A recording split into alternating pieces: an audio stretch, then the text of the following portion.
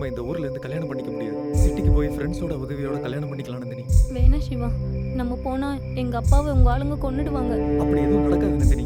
நான் சொல்றது கேளு, என் கூட வா. சிவா, சொன்னா புரிஞ்சுக்கோ. நந்தினி, நான் இல்லாம உன்னால இருக்க முடியுமா? அது என்னால முடியாது. என்னாலே நீ இல்லாம இருக்க முடியாது. நம்ம இந்த ஊர்ல இருந்தா ஒண்ணு சேர முடியாது. வா, இங்க இருந்து போயிடலாம். நம்ம கல்யாணம் முடிஞ்சதுக்கு அப்புறம் உங்க அப்பாவையும் நம்ம கூட கூட்டு போயிடலாம். அப்போ உங்க அப்பா எதுவும் சொல்ல மாட்டார்ல? உண்மைதான். ஆனா என்ன யோசிக்கிற? வா, நமக்கு நேரம் இல்ல. சிவா, நான் சொல்றது கேளு ப்ளீஸ். சிவா, சிவா.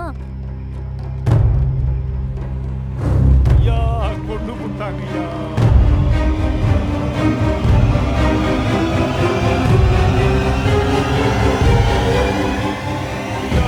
கொண்டு போட்டாங்கய்யா. என் பொண்ணு அநியாயமா கொண்டுட்டாங்கய்யா. ஐயா, இந்த பெரிய ஜாதிக்காரங்க என் பொண்ணு அநியாயமா கொண்டுட்டாங்கய்யா. என் பொண்ணு அநியாயமா கொண்டுட்டாங்கய்யா.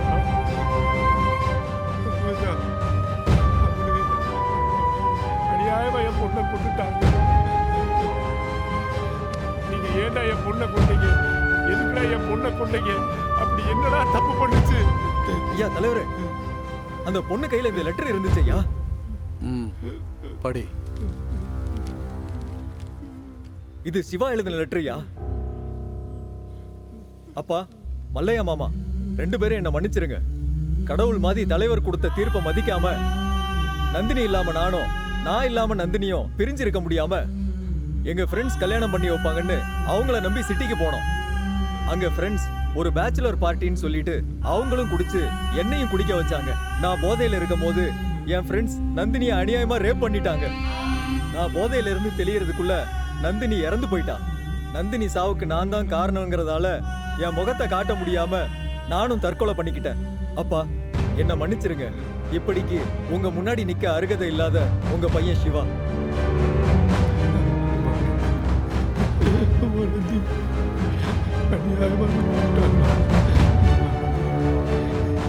எவ்வளவு பெரிய அநியாயம் நடந்திருக்கீங்க. என் பொண்ணுக்கு இவ்வளவு பெரிய அநியாயம் நடந்திருக்கீங்க. நந்தினி, பாத்தியா என்ன நடந்துருச்சு? பாத்தியா, அந்த சிவாவை நம்பி போய் இந்த பொண்ணு இப்படி ஆயி போயிடுச்சு. இதெல்லாம் கலிகாலமா இருக்கு. சிவா என்னடா இப்படி பண்ணிட்டான்? அந்த சிவா ரொம்ப நல்ல பையனாச்சேப்பா. அவனோட கூட்டாளிகளே இப்படி பண்ணியிருக்காங்க. ஐயா, இனிமே நம்ம ராமாபுரத்துல இது மாதிரி எதுவுமே நடக்க கூடாது அப்படின்னா நீங்க தான் ஏதாவது ஒரு நல்ல முடிவு எடுக்கணும் ஐயா. ஆமாயா, நீங்க தான் ஒரு நல்ல முடிவு எடுக்கணும் ஐயா. அமைதியா இருங்க. நான் நேத்து பஞ்சாயத்திலே சொல்லிட்டேன், இந்த ராமாபுரத்துக்கு காதல் கல்யாணம்லாம் ஒத்து வராதுன்னு. பாத்தீங்களா, வயசுக்கு வந்த பொண்ணுன்னு கூட பார்க்காம மிருகம் மாதிரி நடந்திருக்காங்க. அதனால நான் இப்போ ஒரு முடிவு எடுக்கிறேன். இதுக்கப்புறம் இந்த ராமாபுரத்துல வயசுக்கு வந்த பையனா இருந்தாலும் சரி, பொண்ணா இருந்தாலும் சரி, யாரா இருந்தாலும் ஒருத்தருக்கு ஒருத்தர் பார்க்கறதும் காதலிக்கிறதும் இந்த ராமாபுரத்துல இருக்கக்கூடாது. ஒருவேளை இந்த பஞ்சாயத்து கட்டுப்பாடை யாராவது மீறினா அவங்களுக்கும் அவங்க குடும்பத்தில் இருக்க பெரியவங்களுக்கும் 100 சவுக்கடி கொடுத்து ஊரை விட்டு ஒதுக்கி வைக்கப்படும். அவங்க கிட்ட இருக்க மொத்த சொத்தும் பஞ்சாயத்தால பறிமுதல் செய்யப்படும். நீங்க இதுக்கு சம்மதிச்சாலும் சம்மதிக்கலைனாலும் இதுதான் என்னுடைய தீர்ப்பு.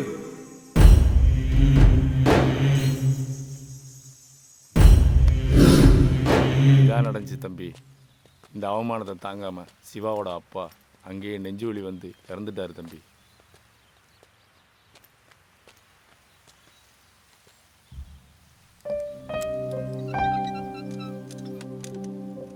என்ன போர்டு சார் இது? நான் தான் சொன்னேன்ல தம்பி, இதுதான் சிவாவோட வீடு.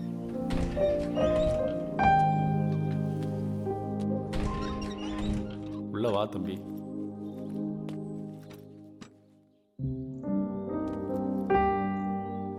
அவங்க அப்பா இறந்தது ஓகே, அவங்க அம்மா? அந்த போர்டு வைக்கும் போதே அந்த அம்மா பைத்தியம் பிடிச்சி எங்கேயோ போயிட்டாங்க. எங்கே போனாங்கன்னே தெரியலை. அந்த கடவுளுக்கு தான் வெளிச்சம்.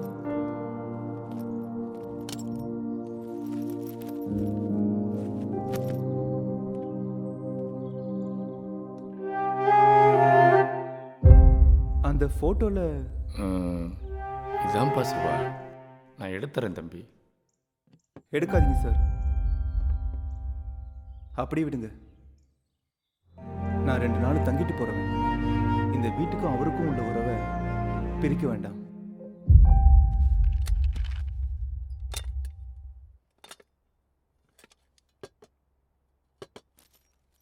எல்லாம் நாங்களே பண்ணுறோம் தம்பி, நீங்கள் எதுவும் பண்ண வேணாம். Okay sir. பல்ராம், சொல்லுங்க சார். எஸ்ஐ ரமணாக்கு சமைச்சு கொடுத்துட்டு இருந்தவங்க யாரு? சார், இந்த ஊர்ல சுப்பம்மான்னு ஒருத்தங்க இருந்தாங்களாம். ம். அவங்க தான் சமைச்சு கொடுத்துருக்காங்க சார். ஓகே. சார், இங்கே துணி வாஷ் பண்ணுறவங்க இருப்பாங்களா? துணி துவைக்கிறவர் கூட இருந்தானா சார்? ம். பக்கத்து ஊருக்காரராம். அப்ப பால் ஊத்துறவங்க, வீட்டு வேலை பார்க்குறவங்களாம்? பால் ஊற்றுறவங்களையும் வீட்டு வேலை பார்க்குறவங்க வர சொல்லியிருக்கேன் தம்பி. Okay sir. அவங்க எல்லாரும் சாயங்காலம் வர சொல்லுங்க. அவங்க கிட்டலாம் கொஞ்சம் பேச வேண்டியிருக்கு. Okay sir. நீ சாப்பிட்டியா? இல்ல சார், இனிமே தான். சாப்பிடலாம்ல? சரி சார்.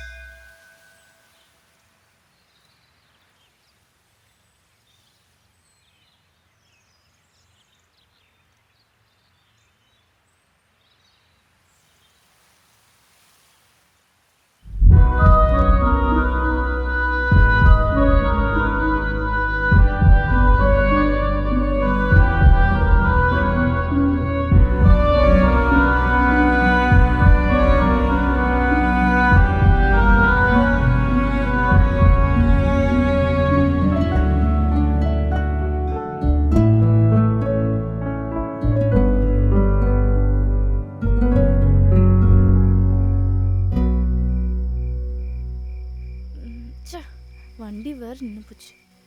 இந்த ஃபோன் வேற சுவிட்ச் ஆஃப் ஆயிடுச்சு. என்ன பண்றது? கண்ணு கட்டுறது யாரு?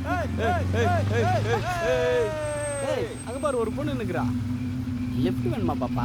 நம்ம 4 பேர் இருக்கோம்லடா, பாப்பாக்கு எப்படி லிஃப்ட் கொடுப்படா நீ? ரொம்ப ஓவரா தான் பண்றாங்க. போய் இவனுங்க கண்ணில் போய் படுறாங்க. வா வா, வந்து நடுவுல உட்காந்துக்கோ. உன்னை அப்படியே நடுவுல உட்கார வச்சு 100க்கு டயல் பண்ணிருக்கேன். அவங்க வந்து உனக்கு கொடுப்பாங்க. ஐயோ, யாராவது வந்தா நல்லா இருக்கும். இல்லைன்னா இவனுங்களே திரும்ப வந்துருவானுங்க. ச்சே, கடவுளே, இந்த நேரத்துல என்ன பண்றது?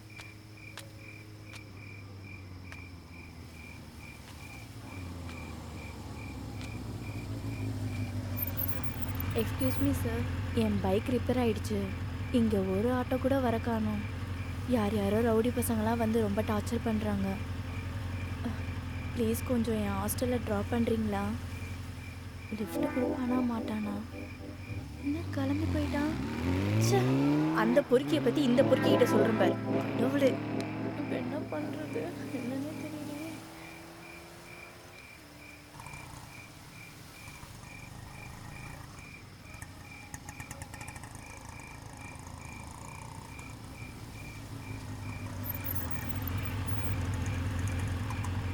மேடம், உங்களுக்காக தான் ஆட்டோ கூட்டிட்டு வந்திருக்கேன். ஏறுங்க. இவனை போய் பொறுக்கி நினைச்சோமே, நல்லவனா தான் இருக்கான்.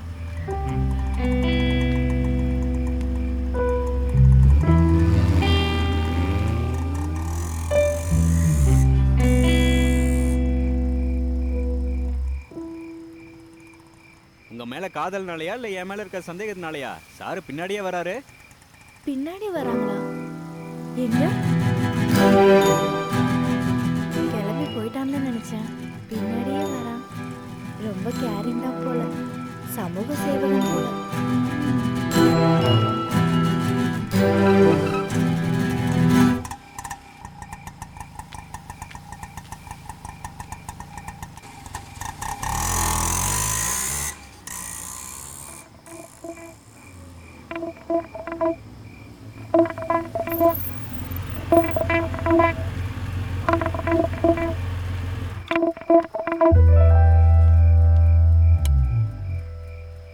நீங்க எதுக்கு என்ன ஃபாலோ பண்ணீங்க?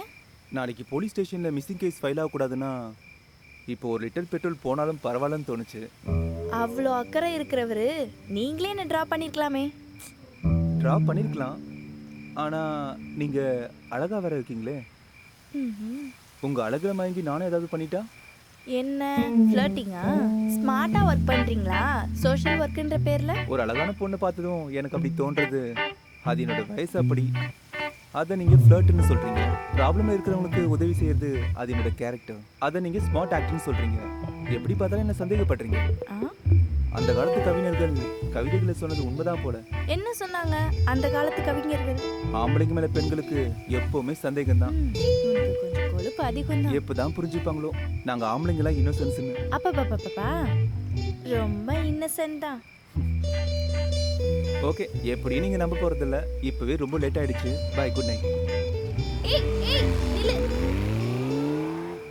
இவன் ஸ்மார்ட்டா இல்ல ஸ்மார்ட்டா இருக்கிற மாதிரி ஆக்ட் பண்றானா? என்ன திரும்ப வந்திருக்கான்? ஹலோ, இதுக்கு மேல செக்யூரிட்டி கொடுக்க முடியாது. ஏற்கனவே ரொம்ப லேட் ஆயிடுச்சு. நாங்களும் போய் படுத்து தூங்கணும்ல. எதுக்கு? சமூக சேவைக்கா இல்ல பொண்ணுங்க சேவைக்கா? நீங்க என்ன வேணாலும் நினைச்சுக்கோங்க. இவன் மனசுல நினைக்கிறது கூட சொல்றான். பயங்கரமான ஆளுதான்.